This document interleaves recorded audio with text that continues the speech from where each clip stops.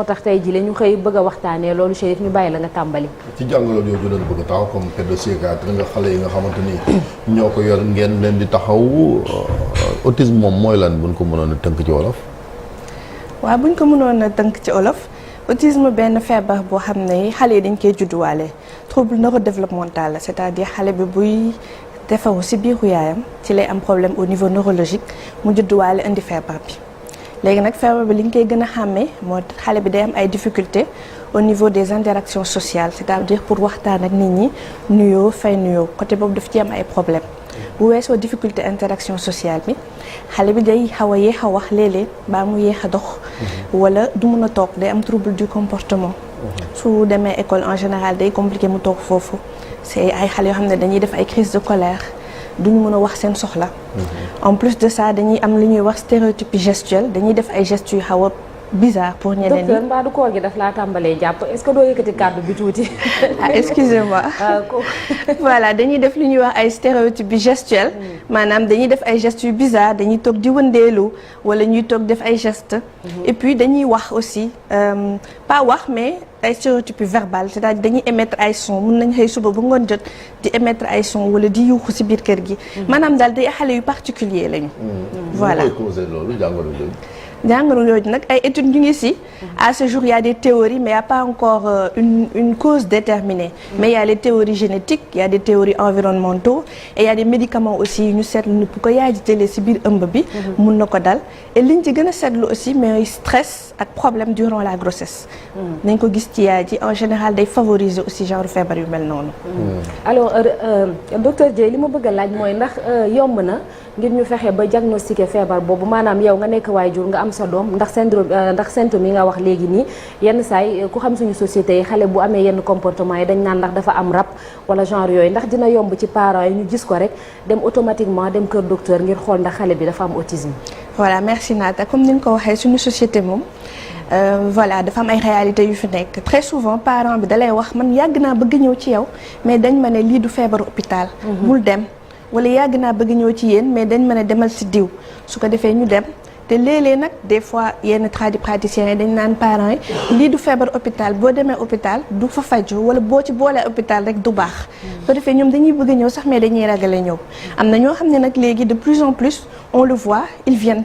parce que feebar bi ñu ngi ciy waxtaan feebar bi am na ay association de parents yuy wane signes yi di nekk ci télé yi di wax mais li ci ëpp waajur bi ci boppam mun na poser diagnostic bi avant sax moo egg ci hôpital. parce que man damay basé wu surtout ci discours waajur bi nga xam ne moo dund ak doomam ba ñëw ci man donc moom moo mun a jox signes yu bari après ñun nag suñu évaluer enfant bi ñu gis signes yooyu mun a confirmer ndax feebar bi la am déet. donc gis nañu prise en charge bi yéen a ngi ciy def ay jéego waaye côté prévention maanaam feggu bi fan ngeen ci toll ndax yéen a ngi ciy am ay résultats ndax lu mën a nekk la d'abord. je crois que mën na nekk parce que facteurs yi ñu wax surtout bi gën a important mooy le stress durant la grossesse. loolu jigéen ñi buñ ci jógee ak suñu góor ñi. jàppaleen ci mun nañu wàññil stress ci biir grossesse bi. gën a comprendre les femmes bu ñu nekkee ci yenn état yi xam ne c'est pas un état physique seulement mais c'est aussi un état psychologique. Et il faut tenir compte de cet aspect. Stress au travail aussi. Stress à la maison. avec les familles avec le mari il y a beaucoup de choses yoo xam ne suñ ci fagaru woon gën a oyofal jigéen ñi bu ñu tolloo ci période boobu dina mun a jàppale si ñëw feebar boobu. beneen affaire bi mooy li ma wax am na ay traitements yoo xam ne bu ko jigéen jëlee si biir grossesse bi am na médicaments yu ñu incriminé à 90% day jur feebar boobu. c'est-à-dire par exemple jigéen ñi nga xam ne dañu am feebaru épilepsie di def crise waaw wala jigéen ñi nga xam ne dañu am feebaru xel ay trouble bipolaire am na garab yu ñu leen di jox pour dalal leen léegi garab yooyu bu ko jigéen bi di jël alors que mu nekk en état de grossesse surtout les 3 premiers mois te malheureusement dafa nekk période boo xam ne des fois nit ki dina si toll ba pare door ko xam te fekk mu ngi jël garab gi donc ci nasaraan yi ñoom dañuy anticiper dès qu'il y a un désir de grossesse 6 mois avant la grossesse dañuy arrêter traitement bi commencer di la accompagner jéem la jox yeneen garab wala di la accompagner plus ay psychothérapie boo ci tolloo duñ la jox garab bi ba at après grossesse bi ñu door a commencer waat traitement bi donc loolu mën nañ ci liggéey aussi am na leneen lu ma fàtte woon ci facteur favorisant yi mooy tension ak diabète ci biir grossesse les grossesses à risque jigéen ñi di gën a suivre di gën a dem defi seen i CPN surtout bu ñu amee problème tension yooyu tamit bokk na ci ay facteurs favorisants yu ñu gis ci feebar bi. docteur ci prise en charge bi ba tey dafa mel ni des fois dañuy jànkonte wala yéen da ngeen jànkonte ak yenn difficultés yi parce que ñu bëri ñu am doom yu mel noonu pour ñu fësal ko sax dafay xaw a am problème maanaam dañ koy xaw a nëbb te yi tamit xale bi dafa bokk ci xale yi nga xam ne dañu soxla amour dañu soxla encadrement ak yu mel noonu mais ñu bëri dañu jàpp ne loolu fatalisme est-ce que loolu aussi du barrière bu nga xam ne ci paj mi dina si indi gàllankoor. si loolu moom barrière bu rëy la parce que effectivement prise en charge bi metti na gudd na torop te metti na te da ngay xool sax xale bi am feebar boobu li ngay daj ci jàngam ak fajam moo ëpp fuuf li ngay daj ci sa doom bi nga xam ne amul feebar boobu donc fatalité boobu ñu bëri dañ naan man de yàlla may na ma par exemple ñeenti bant kenn kii bu demul école garaawul naa ci waslu àq su ko defee les parents les gardent à domicile sans soins en général parce que soins yi metti na et puis parce que ils peuvent pallier ils ont d'autres enfants c'est la réalité de l'Afrique.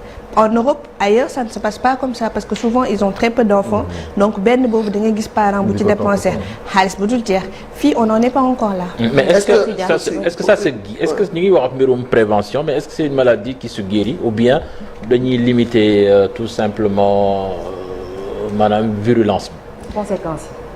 C'est même pas une maladie, c'est un état en fait. On est autiste, on le reste à vie. C'est un état. Okay. Mais mun nañ teel a faj xale bi ba améliorer ses conditions de vie. Am na ay autistes ay adultes yu nekk ci biir nit ñi. xamuñu ko ñi nga xam ne ils vivent leur vie normale comme les autres dafa am ay degré de sévérité. dafa am yoo xam ne dafa ànd ak yeneen maladie. am yoo xam ne àndul ak yeneen maladie en fonction de tableau nit ki mun na évoluer très bien comme mun na am ay limites. ci côté jàng bi mais c'est pas parce que jàngoo rek tu ne réussis pas ta vie il y a d'autres voies. léegi docteur ndax ñoom dañoo am ay écoles spécialisées fii Sénégal yoo xamante ni ñoom lañ leen mën di jël en charge encore une fois dafa nekk loo xamante ni nit ñu bëri duñ ko xam bokk na ci ay nit ñu siiw ñoo xam ne am nañ ko wala ñu koy jaaralee sax nag ci grand écran bi ay série ak yu ni mel pour fexe ba nit ñi xam ko. Je prends l'exemple de la série qui s'appelle Good Doctor avec le docteur Sean Murphy nga xamante ni ñu bëri sax ci lañ xamee tuuti ci jàngoro boobu ak mën nga jugee taxaw tuuti ak li nga xam ne moo di syndrome bu Asperger. Effectivement bon au Sénégal le système scolarisé booleegul ci programme am li ñuy wax école spécialisée au Sénégal on a un seul type d'école école normale. kese donc il y a des structures yi def éducation spécialisée. Donc ñoom am na ay structures privées. am na li nga xam ne ñun loolu la ñuy def les pédopsychiatres maanaam l'école à l'hôpital am na kër xale yi bi nekk Fann man maa ngi Caaroy am nañ foofu hôpital de jour on reçoit des enfants man maa ngi Diamniadio am nañ foofu hôpital de jour on reçoit aussi les enfants le matin ba 13h ubbi nañ aussi avec l'association des parents benn centre ressources autisme de Dakar le premier centre de la sous-région on va dire où aussi on fait li ñuy wax scolarisation xale yu mel noonu mais à dire vrai tey suñu plaidoyer lan la l'éducation nationale ak la santé puisse travailler pour que xale yooyu ñu permettre leen ñoom ak ñeneen parce qu'il y a pas que l'autisme il y a plein d'autres troubles yi nga xam ne day tere xale mu mun a réussir à l'école normale mais que ñu créer benn école spécialisée diplômant ici les écoles spécialisées xale bi day dem ba CM2 soit mu réussir wala bu réussirul il peut faire 10 années dans une structure spécialisée bu fa jógee il y a aucun diplôme au bout du fil day dellu toogaat kër ga parce que c'est pas reconnu que état bi dimbale mettre en place un programme national spécialisé au bout duquel ñoom dinañ am diplôme qui les permettra demain ñu mën a insérer wu dans la société parce que xam nañ Sénégal dëpp diplôme non syndrome Asperger bi waxagu ci docteur. donc Asperger mooy les autistes ñi nga xam ne dañu am feebar mais de haut niveau ñooñu tamit am nañ et en général c'est des personnes très très brillantes mais qui passent inaperçus, surtout au Sénégal. Oui. Ailleurs, vous voyez des jeunes à 14 ans qui sont déjà à l'université. Souvent, c'est des Asperger, parce qu'ils sont très intelligents, ils n'ont pas besoin de faire tout le cursus. Ici, on est obligé de faire le cursus jusqu'au bac. Et vous savez, donc, parfois, ils peuvent être très brillants dans un domaine et être vraiment nuls dans un autre domaine. Te fii soo aayul ci domaine yëpp, en général, sa scolarité day am gàllankoor. Soxna Naata maa ngi doon wax léegi souvent dañuy dégg ñu ne les mariages consanguins maanaam ñoo xamante ne dañuy jege wante ci wàllu deret bu ñu sëyi ndax loolu bokk na ci li mën a joxe xeetu feebar yi. Donc à ce jour moom j'ai pas encore lu d'études là-dessus parce que man je fais de la recherche là-dessus. Il y a les aspects génétiques et il y a des testings génétiques parce que ñun ci suñu suivi am nañ ay familles yoo xam ne ku fi juddu day am autisme. am nañ ay familles yoo xam ne taaw bi moo koy am nañ ay familles yoo xam ne caat bi moo koy am nañ sax ay seex yoo xam ne ñaar ñëpp a koy am ñii ñëw kenn ki rek a koy am. Des études génétiques sont en cours mais les coûts sont chers. D'ailleurs, les testings génétiques n'existent pas encore au Sénégal parce que ça coûte cher. Mais en Belgique, où j'ai fait ma formation, effectivement, c'est d'emblée, les testings génétiques se font et il y a des, il y a des suppositions, il y a des théories sur la génétique. Mais comme foofu ay mariage consanguin bëriwu fa aspect boobu liiruma étude buñ ci publier buñ ci wax. Alors docteur maanaam yaa ngi koy wax léegi Belgique nga defee sa spécialisation mais pour ñu am ay spécialistes yu mel ni yow est-ce que bari na ci réewum Sénégal ñu nga xam ne dañuy jóg rek ni branche bi laay suivre. waaw jusqu'à dernièrement moom bariwuñu woon parce qu'il fallait se former je profite au passage pour remercier sama mentor le professeur Fall parce que pédopsychiatre à Fann c'est le premier pédopsychiatre au Sénégal. Donc avant il fallait ñun dañu def formation psychiatrie adulte ba pare def suñu médecine def psychiatrie adulte ba pare après voyager pour dolli def pédopsychiatrie mais depuis daaw DS bi existé na au Sénégal. On est à notre 2e année daaw on a eu 3 DS ren am nañ yeneen ñaar ñuy commencer ñoom ils vont partir sur 4 années d'études bu ñu paree on espère que dina gën a yaatu mais à l'heure actuelle pour ñuy exercer au Sénégal nous sommes juste 3. C'est Lamine Fall. Vous n'êtes que 3 ñett ngeen. waaw ñett lañ. moo tax léeg-léeg yaa nga jam ñaajo léegi yaa nga. maa ngi Fall léeg-léeg maa ngi Dakar. jam ñaajo Thiaroye ak Dakar les 3 structures. ñu mel noonu aussi boo dëkkee ak ñoom laaj na patience surtout parents yi ak famille yi ñuy yaatal parce que réew mi moom am na yoo xam ne bu ko xale judduwaale sax comme ni nga ko waxee ñu ne rab la wala et cetera gaafal la alors que dañ leen war a intégrer ci njaboot yi boole leen déjà ci vie sociale bi. Justement loolu moo tax nag ONU ñoo décrété depuis 2008 ñuy célébrer le 2 avril journée de sensibilisation. Pour que nit ñi xam feebar bi pour que ñu wàññi stigmatisation bi ci kaw xale yi et surtout ci kaw parents yi. Suñu parents d'enfants yi dañu am ay histoire de vie yu metti ñun dañuy def li ñuy wax groupe de parole parents dans les 3 structures dañuy waxtaan ak ñoom pour defal leen.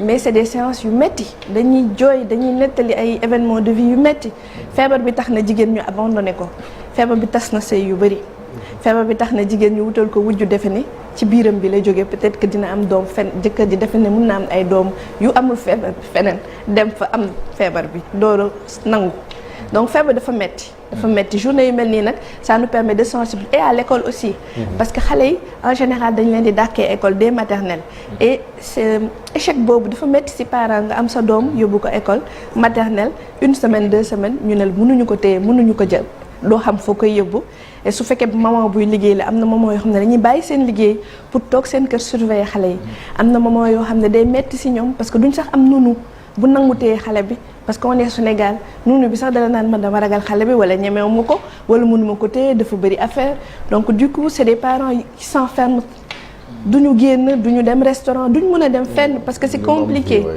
parce que nit yi y a le regard des autres et xale par exemple ils font des troubles du comportement dañuy def ay crises bërëngu ci suuf yuuxu des fois am na ñuy dóor seen bopp ñuy mbëkk seen bopp et pourtant dans le monde suñu xoolee ci personnalité yi am na ci ñu fës ñoo xamee ni da leen dal Bob Dylan par exemple Einstein ce qui veut dire que déjà borom xam-xam bu mel Einstein su ko dalee Messi aussi ñi ngi ko doon tudd ci moom mais ce qui veut dire que donc waaw ay nit la ñoo xamee ni dañoo am intelligence au-dessus de la développée effectivement malheureusement loolu ma gën a metti nag moo tax ma jël feebar bi def ko sama cheval de bataille en général xale yi ko am dañ leen xamul en fait c'est je dis ñoom ay pépites lañu dañu xamul nu ñu leen di exploiter pour génne brillance bi nekk ci ñoom ils sont intelligents ils sont très très intelligents parfois seen intelligence dalay bett sax yow mi nekk ak ñoom mais il faut savoir comment communiquer avec eux et comment les faire travailler mënuñu réussir à l'école ordinaire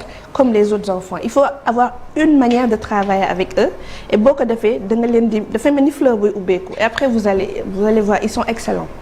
Dans votre expérience madame docteur est-ce que am na ay cas yoo suivre ba nga am ci résultat ba yëg ni yow mi kontaan nga ci li nga xam ne liggéey nga ko mu am ay amélioration dans la vie de l'enfant.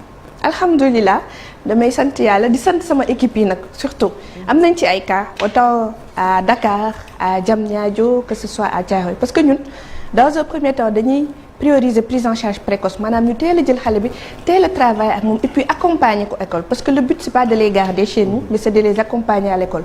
À ce jour on a beaucoup d'enfants qui sont aujourd'hui à l'école qui sont parmi les premiers de leur classe. Et ñun dañ leen di gis de temps à autre en rendez-vous mais ils sont bien insérés ils ont leur particularité mais alhamdoulilah am na ñu ci am BFM am na ñu ci am nu mu tudd CEP ça va ils évoluent très bien dans la vie. ñu ngi ciy sant yàlla. docteur yaa ngi wax sànq ci mag ñi. Nous n'avons pas encore fait d'études là-dessus mais certainement yàggatul. docteur yaa ngi wax sànq ci mag ñi nga ne am na ñoo xam ne sax dañuy nekk mag te duñu ko xam di ci dundee ñoom nan la seen interaction di demee ak société bi bu dee góor la dem ba am soxna wala bu dee soxna la dem ba am borom kër te dafa mel ni ci li may gis jàngat ci dañ naan góor ñi lay gën a dal. góor ci lay gën a daal effectivement soo jëlee fukki xale yu ko am 7 yi góor lañ. ñetti ñi ñooy jigéen mais dafa am man aujourd'hui depuis que bi ma ñibbisee Sénégal ba léegi. Tout le temps damay recevoir ay adultes yi nga xam ne dañuy lii ci feebar bi ñëw ne docteur man dama yaakaar ne dama ko am est-ce que pour nga ma defal test en tant que adulte am naa ñoo xam ne ay parents d'élèves su may suivre seen doom dañuy tourner ñëw ne ma docteur xam naa xale fu mu ko jëlee man nii laa mel donc beaucoup de gens par après lañ koy xam mais pourtant ce sont des gens bien insérés dans la société qui ont une famille qui sont mariés qui sont dans leur foyer mais dañuy am benn particularité comme je disais tout à l'heure du ñëpp le sévère si ñoom am na ñoo xam ne seen bos dafa oyof et ils peuvent passer inaperçus. Voilà donc retard mental souvent da ngay dégg ñu koy évoquer est-ce que am na benn rapport bu mën a am ci ñi am autisme par exemple. études yi dafa wane 30% rek xale yi am autisme ñooy am retard mental 30% rek bëriwul. ñu ci bëri àndul ak retard mental dafa am 30% yoo xam ne retard mental la ñeneen 30 yi intelligence normale la ñuy am ñeneen yi nag mooy ñi nga xam ne dañu am intelligence supérieure à la normale. donc merci. Déjà sur le plan national est-ce que am ngeen ay statistiques yu ñu mën a jox idée. ci présence su autisme fii ci Sénégal parce que ñu bari dañoo yaakaar ni feebar yooyu feebaru. waa tugal la. peut-être que ñoom ñooy gën a. autisme sax ci wolof moom nuñ koy. ci wolof nga laaj ko docteur peut-être mën na ko xam nga bitim réew la ñuy faral di gën a am statistiques yu fiable mais fii yéen est-ce que liggéey ngeen ci wàllu woowu. waaw loolu dafa metti on a essayé de faire un travail de recherche là-dessus autisme bi ñu xoolee 1971 am na article bu ci suñu professeur Seck defoon le premier pédopsychiatre qui malheureusement est décédé. À l'époque nit ku bon lañ doon woowee xale yooyu ñu demee ci àll bi mais léegi les gens utiliser tuñ terme boobu ñëpp xam nañ ñu autisme mais bu njëkk ba waaw dafa am stigmatisation nit ku bon lañ doon woowee xale yi quoique am na toujours dans certaines régions du Sénégal ba léegi waaw léegi nag étude bi ça a été difficile de le faire parce que ils sont souvent gardés à domicile sans soins comme je l'ai dit on a fait une étude ci xale yi ñëw hôpital parmi ñi ñëw hôpital Fann ak Diamniadio dañ def étude xool ci 2 ans ñii ñëw faju ci feebaru xel ñaata ñoo ci am feebar bi donc suñu statistique yi on a trouvé 0,8% et dans le monde on est à peu près dans même statistique 0,8% maanaam soo jëlee 160 enfants kenn ci moom moo ko am. ban message pour ñi nga xam ne tey jigéen lañu am doom yu mel noonu bëgg ko def gàcce. wala bëgg ko ak góor ñi parce que góor ñi aussi foog ñu accompagner waaw il faut ñu accompagner soxna yi dans la prise en charge de ces enfants là am na ñu ko am ci kër yi ba léegi di ko nëbb ak consultation bi fan la parce que am na ñu may envoyer message consultation bi est-ce que c'est cher et tout ça non ñun on est dans les hôpitaux comme ni ma ko waxee hôpital Fann mu ngi fi hôpital Thiaroye service pédopsychiatrie Thiaroye service pédopsychiatrie Diamniadio mu ngi fi. il y a les régions aussi docteur donc. loolu moo gën a tax nag ñu Diamniadio pour drainer ñiy jóge ci région yi. parce que ñëpp bu ñu toogoon Dakar day metti. moo tax man j'ai choisi les zones rurales Thiaroye ak Diamniadio. donc foofu c'est sur consultation am nañu ay numéro secrétariat wala mën nañ ñëw jël rendez-vous. Fann tamit mu ngi fi et en dehors de ces 2 structures il y a Éducautisme. le centre ressources autisme bi nga xam ne ren lay am lay dugg ci 3e année où on fait des bilans diagnostiques ku yaakaar sa doom war na ko mën a am soo fa wootee mën nañ la jox rendez-vous xoolal la xale bi su fekkee ni mënoo ñëw fekk suñu structure publique yi et ci structure publique yi on a les mêmes prix que les pédiatres c'est des prix normaux maintenant par rapport ak prise prévention bi man leen sama mbokk jigéen yi li ma leen di wax mooy bu leen nangu ku leen stressé boo leen ëmbee. absolument soo ëmbee defal sa bopp ak sa doom sa priorité. bul nangu yenu problème soo fekkee ne da nga am feebar tension wala diabète nga très tôt hôpital di suivre sa ay consultation di respecter sa consigne médecin beneen wàll bi su fekkee da ngay jël ay garab yu mel ni li ma wax sànq ku am trouble bipolaire wala ku am feebaru épilepsie balaa sax ngay jël grossesse ça se prépare.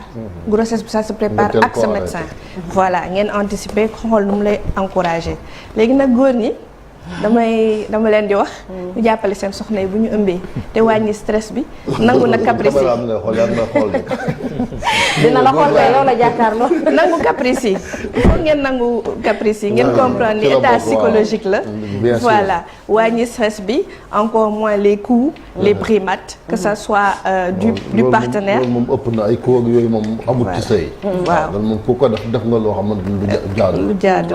et de la famille. normal c'est ça. caprice yi itam ñu koy gérer parce que yaa ko teg process. waaw léegi la société aussi. plaidoirie yu maa koy gérer. waaw société bi nag dama leen di ñaan leen. les mamans victimes. du ma ne victime sax les mamans yu am xale yu mel nii. nañu bàyyi joxoñ loxo. nga gis nit ku nekk ci mbedd mi doomam am comportement nga naan yarul doomam. kii dafa réew wala kii du yar. nañu dawal compréhension. voilà xam ne am na ay xale yoo xam ne meluñu nit doo ku sañoon. boo juree am doom boo xam ne day mel ni ñëpp naw ko mais am na ñoo xam ne yàlla mayu leen ko am nañ seen doom am na particularité nañ bàyyi joxoñ bi nañ bàyyi tudd leen et les familles nañu accepter aussi surtout les grandes familles parce que souvent acceptation bi dina am ci yaay ji wala ci papa ji mais c'est la grande famille ñoo dul accepter ñuy comparer nañu accompagner les mamans am ngeen activité tey yu ngeen def nii boo jugee fii waaw tey journée de sensibilisation bi c'était dimanche 2 avril vu que c'était un dimanche dañ ko reporté ba tey donc tey ñu ngi centre ressources autisme te tey ñetti structures yi ñoo lonko centre bi mu ngi Anne Mariste cité Adignan numéro 36 donc ñetti structures yi ñoo lonko mooy Fann association des parents COPEX kër xale yi waa Diamniadio service pédopsychiatrie ak waa Dakar centre ressources autisme de Dakar ñun ñetti équipe yëpp dajaloo tey pour waxtaanee feebar bi def plaidoyer bi pour ñu mun jàppale parents yi aussi ci prise en charge bi. est-ce que état bi mi ngi leen di jàppale justement parce que pour dernière question naata parce que wax nga ko faj bi dafa xaw a yàgg te dafa métti bu fekkee ni parent bi amul doole aussi mën na abandonner. est-ce que am na jàppale gu nga xam ne tey état au Sénégal par le truchement du ministère de la santé ñu ngi koy def pour yombal affaire bi et de l'action sociale bien sûr. à ce jour de mun naa ne amagul. na am nag. donc ñun suñu combat ak parents yi mooy loolu. il faut que ñu admettre ni que parents yi am doom yu mel nii war nañ mën a ñoom tam bénéficier comme ñeneen ñi. ci carte d'égalité des chances. tout à fait. je vais pas dire c'est un handicap mais war nañ mën a am carte boobu comme ñi am handicap physique parce que Sénégal handicap physique la ñuy gën a jàpp handicap mental duñ ko considérer parce que xale bi dafay mel ni comme tout le monde mais il a droit à cette carte qui lui donne accès une gratuité aux soins nañ leen ci jàppale boole leen ci ñoom tamit parce que jusqu'à ce jour bokkaguñ ci beneen bi affaire bi état bi nañu dimbale ci spécialiste yu suivre xale bi en dehors de ñun médecins yi am na spécialiste yu mat juróom yu ko war a suivre orthophoniste bi psychomotricien bi am na équipe éducative bi am na ergothérapeute am na psychologue clinicien yi. donc il faut une équipe pluridisciplinaire pour jël yu mel nii en charge. jël yu mel nii en charge et suñu difficulté mooy fonction yooyu c'est pas encore reconnu par la fonction publique. ce qui fait que spécialistes yooyu mënuñu leen am ñun ñi nekk ci hôpitaux publics yi. ñoom ils sont dans les privés.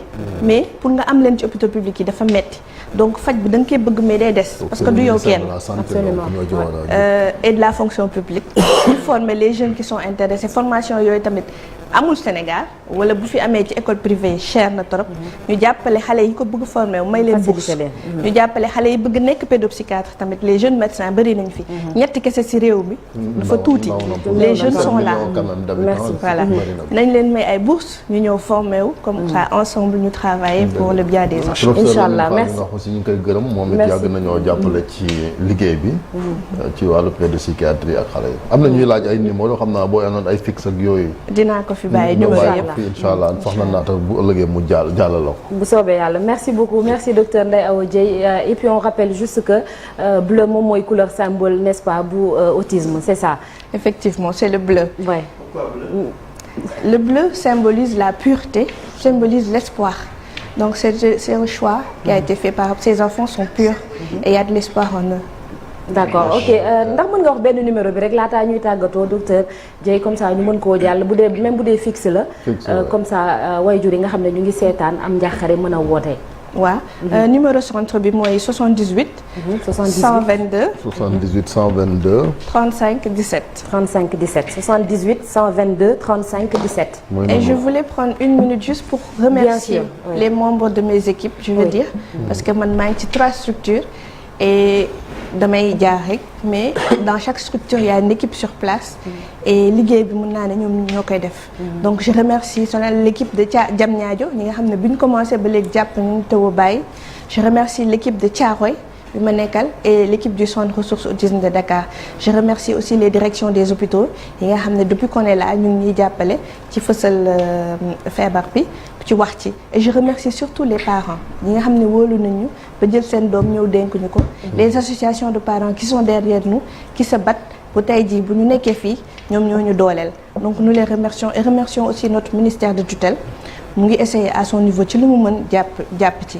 juste avant may dugg docteur Fatou Mbaye Sylla mu ngi may woo di excuser wu ci li mu mënul ñëw ci journée bi donc ñu ngi remercier vraiment toute cette bonne volonté. yi nga xam ne ku lim juum. mais qui sont tous avec nous ma yónnee nag. bu ñëwul mu yónnee. te dañ fi amoon parrain nag damay sànni xeer. heure bi daaw Pape Cheikh Diallo mu ngi fa woon moo doon parrain xale yi.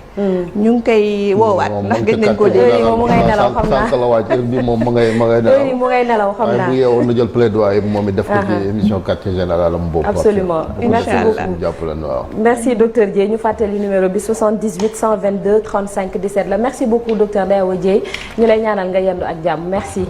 jërëjëf merci ñu jàll ci l'observateur ak record li ñu xëyee tey.